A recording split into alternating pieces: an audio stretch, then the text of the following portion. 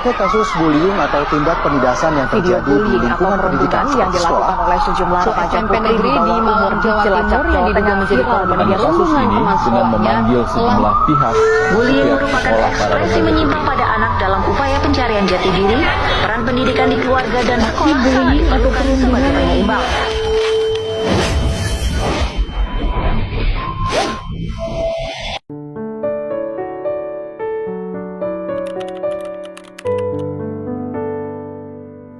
Setiap hari, jutaan komentar ditulis di media sosial.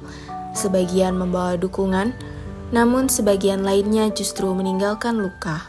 Cyberbullying menjadi salah satu permasalahan yang sering ditemukan di era digital. Body shaming, ujaran kebencian, hingga penghinaan di kolom komentar seringkali dianggap hal yang biasa. Padahal di balik layar, korban dapat mengalami tekanan psikologis yang serius. Fenomena cyberbullying tidak hanya terjadi pada kalangan selebriti atau tokoh publik saja. Banyak pelajar, mahasiswa, bahkan masyarakat umum yang pernah mengalami perlakuan serupa di media sosial. Dengan kemudahan akses internet saat ini, komentar negatif dapat menyebar dengan sangat cepat dan dilihat oleh banyak orang dalam waktu singkat.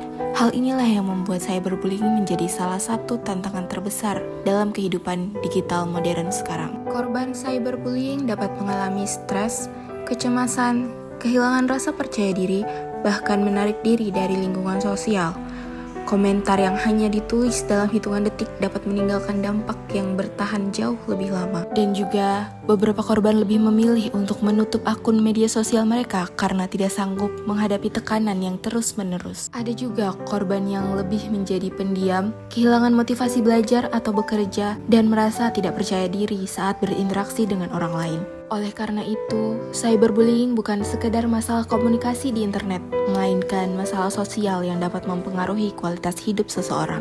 Jika kita dapat meninjau dari Pancasila, sebagai sistem etika, cyberbullying bertentangan dengan nilai-nilai yang menjadi pedoman kehidupan bangsa Indonesia. Sila kedua, yang mengajarkan kita untuk memperlakukan manusia secara adil dan beradab. Namun, cyberbullying justru merendahkan martabat sesama manusia. Sila ketiga, menekankan pentingnya persatuan, sedangkan ujaran kebencian dapat memicu konflik dan perpecahan. Sila keempat, mengajarkan kebebasan berpendapat yang bertanggung jawab. Artinya, tidak semua hal yang bisa dikatakan harus dikatakan. Sementara itu, sila kelima mengingatkan kita terhadap pentingnya keadilan sosial, termasuk menciptakan ruang digital yang aman bagi semua orang. Selain itu, Pancasila sebagai sistem etika mengajarkan bahwa setiap tindakan manusia harus mempertimbangkan nilai moral dan tanggung jawab. Dalam penggunaan media sosial, kebebasan berekspresi memang merupakan hak setiap individu. Namun, kebebasan tersebut harus digunakan secara bertanggung jawab dan tidak merugikan orang lain. Etika dalam bermedia sosial menjadi penting karena apa yang kita tuliskan dapat dibaca, disimpan,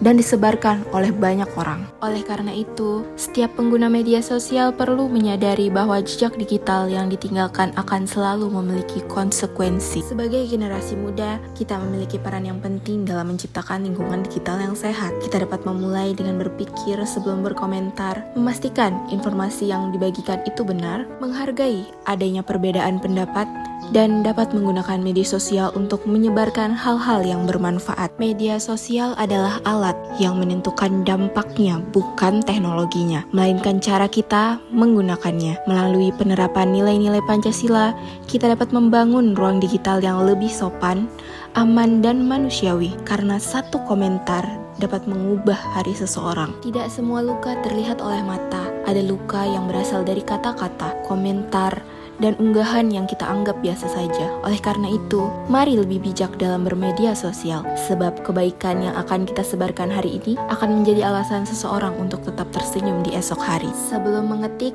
berpikirlah. Sebelum berkomentar, berempatilah. Dan sebelum membagikan sesuatu, pastikan itu membawa manfaat, karena jejak digital mungkin tersimpan selamanya, tetapi dampaknya bisa dirasakan lebih lama lagi. Jadi, gunakan media sosial kalian dengan bijak ya.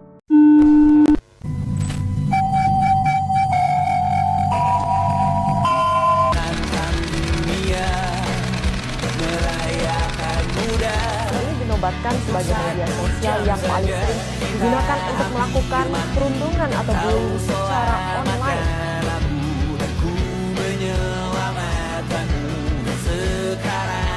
Stop cyberbullying.